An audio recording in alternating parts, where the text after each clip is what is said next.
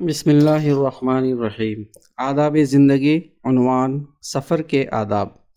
Number 1، سفر کے لیے ایسے وقت روانہ ہونا چاہیے کہ کم سے کم وقت خرچ ہو اور نمازوں کے اوقات کا بھی لحاظ رہے۔ نبی صلی اللہ علیہ وسلم خود سفر پر جاتے یا کسی کو روانہ فرماتے تو عام طور پر جمعرات کے دن کو مناسب خیال فرماتے۔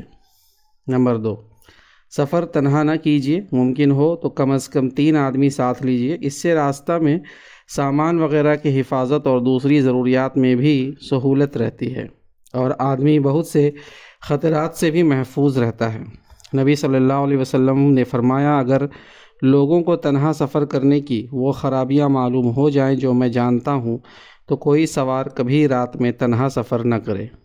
ایک مرتبہ ایک شخص دور دراز کا سفر کر کے نبی صلی اللہ علیہ وسلم کی خدمت میں حاضر ہوا تو آپ نے مسافر سے پوچھا، تمہارے ساتھ کون ہے؟ مسافر بولا، یا رسول اللہ، میرے ساتھ تو کوئی بھی نہیں، میں اکیلا آیا ہوں۔ تو آپ صلی اللہ علیہ وسلم نے ارشاد فرمایا، اکیلا سوار شیطان ہے اور 2 سوار شیطان ہیں، البتہ 3 سوار ہیں۔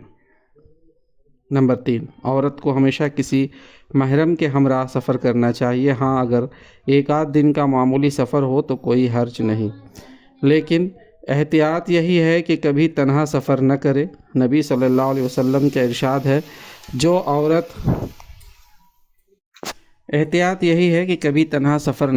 نبی صلی اللہ علیہ وسلم کے ارشاد ہے، جو عورت خدا اور یوم آخر پر ایمان رکھتی ہے اس کے لیے جائز نہیں کہ وہ 3 دن یا اس سے زیادہ کا سفر تنہا کرے۔ وہ اتنا بڑا سفر اسی وقت کر سکتی ہے جب اس کے ساتھ اس کے والد ہوں، بھائی ہوں، شوہر ہو، یا اس کا اپنا لڑکا ہو، یا پھر کوئی اور محرم ہو۔ اور ایک موقع پر تو آپ صلی اللہ علیہ وسلم نے یہاں تک فرمایا کہ عورت کو 1 دن اور 1 رات کی مسافت پر بھی تنہا نہ جانا چاہیے۔ نمبر 4، سفر کو روانہ ہوتے وقت جب سواری پر بیٹھ جائے اور سواری حرکت میں آئے تو یہ دعا پڑھیے، سبحان الذی سخر لنا ھذا وما كنا له مقرنین وانا الى ربنا لمنقلبون، اللهم انا نسألك في سفرنا هذا البر والتقوى ومن العمل ما ترضى، اللهم هون علينا سفرنا هذا وأطوعنا بعده، اللهم أنت الصاحب في السفر والخليفة في الأهل، اللهم إني أعوذ بك من وعشاء السفر وكآبة المنظر وسوء المنقلب في المال والأهل والولد والحور بعد القور ودعوة المظلوم۔ پاک و برتر ہے وہ خدا جس نے اس کو ہمارے بس میں کر دیا، حالانکہ ہم اس کو قابو میں کرنے والے نہ تھے۔ یقیناً ہم اپنے پروردگار کی طرف لوٹ جانے والے ہیں۔ خدایا، ہم تجھ سے اپنے اس سفر میں نیکی اور تقوی کی توفیق چاہتے ہیں، اور ایسے کاموں کی توفیق جو تیری خوشنودی کے ہوں۔ خدایا، ہم پر یہ سفر آسان فرما دے اور اس کا فاصلہ ہمارے لیے مختصر کر دے۔ خدایا، تو ہی اس سفر میں رفیق ہے اور تو ہی گھر والوں میں خلیفہ اور نگراں ہے۔ خدایا، میں تیری پناہ چاہتا ہوں سفر کی مشقتوں سے، ناگوار منظر سے، اور اپنے مال سے، اپنے متعلقین اور اپنی اولاد میں بری واپسی سے، اور اچھائی کے بعد برائی سے، اور مظلوم کی بد دعا سے۔ نمبر 5، راستے میں دوسروں کی سہولت اور آرام کا بھی خیال رکھیے۔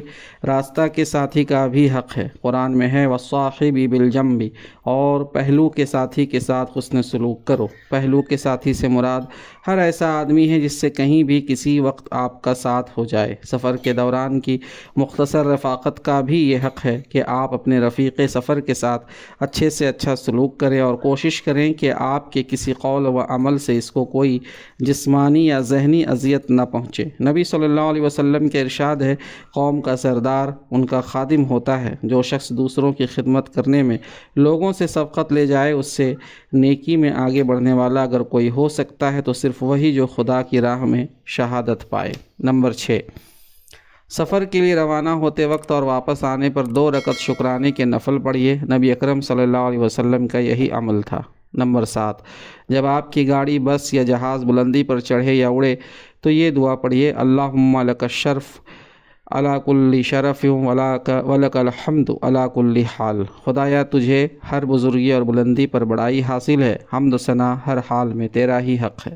نمبر 8، رات کو کہیں قیام کرنا پڑے تو محفوظ مقام پر قیام کیجیے جہاں چور ڈاکو سے بھی آپ کا جان و مال محفوظ ہو اور موذی جانوروں کا بھی کوئی کھٹکا نہ ہو۔ نمبر 7، سفر کی ضرورت پوری ہونے پر گھر واپس آنے میں جلدی کیجیے، بلا ضرورت گھومنے پھرنے سے پرہیز کیجیے۔ نمبر 10، سفر سے واپسی پر یکایک بغیر اطلاع رات کو گھر میں نہ آ جائیں، پہلے سے اطلاع دیجیے، ورنہ مسجد میں 2 گانا نفل ادا کر کے گھر والوں کو موقع دیجیے کہ وہ اچھی طرح سے آپ کے استقبال کے لیے تیار ہو سکے۔ نمبر 11، سفر میں اگر جانور ساتھ ہوں تو ان کے آرام و آسائش کا بھی خیال رکھیے، اور اگر کوئی سوار ہو تو اس کی ضروریات اور حفاظت کا بھی اہتمام کیجیے۔ نمبر 12، جاڑے کے موسم میں ضروری بستر وغیرہ ساتھ رکھیے اور میزبان کو بیجا پریشانی میں مبتلا نہ کیجیے۔ نمبر 13، سفر میں پانی کا برتن اور جانماز ساتھ رکھیے تاکہ استنجا، وضو، نماز اور پانی پینے کی تکلیف نہ ہو۔ نمبر 14، چند آدمی سفر کر رہے ہوں تو ایک کو اپنا امیر مقرر فرما لیجیے، البتہ ہر شخص اپنا ٹکٹ، ضرورت بھر رقم اور دوسرا ضروری سامان اپنے قبضے میں رکھے۔ نمبر 15، جب سفر میں کہیں رات ہو جائے تو یہ دعا پڑھیے، یا ارض ربی و ربک اللہ، اعوذ باللہ من شرک و شر ما خلق فیک و شر ما یدب علیک و اعوذ باللہ من اسد و اسود ومن الحیت والعقرب ومن شر ساکن البلد ومن والد وما ولد۔ اے زمین، میرا اور تیرا پروردگار اللہ ہے، میں خدا کی پناہ چاہتا ہوں تیرے شر سے اور ان مخلوقات کے شر سے جو تجھ میں خدا نے پیدا کی ہیں، اور ان مخلوقات کے شر سے جو تجھ پر چلتے ہیں، اور میں خدا کی پناہ چاہتا ہوں شیر سے، روسیا اژدہے سے، اور سانپ بچھو سے، اور اس شہر کے باشندوں سے، اور والد اور مولود کے شر سے۔ نمبر 16، اور جب سفر سے گھر کو واپس آئیں تو یہ دعا پڑھے، اوبل لربنا نوبل لا یغادر علینا حوبا۔ پلٹنا ہے، اپنے رب ہی کی طرف پلٹنا ہے، اور اپنے رب ہی کے حضور توبہ ہے، ایسی توبہ جو ہم پر گناہ کا کوئی اثر باقی نہ رہنے دے۔ نمبر 17، جب کسی کو سفر پر رخصت کرے تو کچھ دور اس کے ساتھ جائیے، رخصت کرتے وقت اس سے بھی دعا کی درخواست کیجیے اور اس کو یہ دعا دیتے ہوئے رخصت کیجیے، استودع اللہ دینک و امانتک و خواتیم عملک۔ میں تمہارے دین، امانت اور خاتمہ عمل کو خدا کے سپرد کرتا ہوں۔ نمبر 18، جب کوئی سفر سے واپس آئے تو اس کا استقبال کیجیے اور اظہار محبت کے الفاظ کہتے ہوئے، ضرورت اور موقع کا لحاظ کرتے ہوئے مصافحہ کیجیے یا معانقہ بھی کیجیے۔ وآخر دعوانا ان الحمد للہ رب العالمین۔